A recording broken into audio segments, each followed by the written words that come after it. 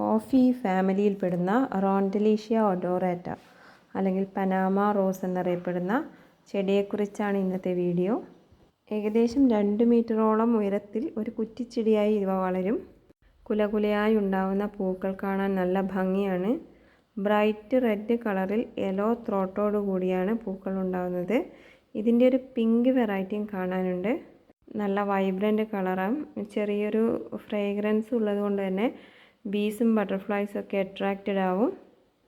ചട്ടിയിൽ നടുവാണെങ്കിൽ സാൻഡും സോയിലും ചേർന്ന പോട്ടി മിക്സിൽ ജൈവവളങ്ങളോ കമ്പോസ്റ്റോ ചേർത്ത് ഉപയോഗിക്കാം. നല്ല നീർവാർച്ചയുള്ള മണ്ണായിരിക്കണം. വെള്ളം കെട്ടിക്കിടക്കാൻ പാടില്ല.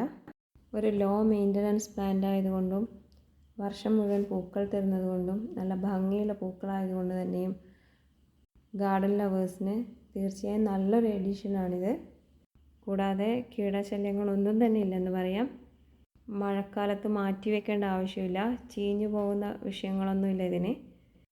മേൽമണ്ണ് തീരെ വരണ്ടുണങ്ങി പോകാതെ കുറച്ച് നനവുണ്ടെന്ന് ഉറപ്പുവരുത്തുക.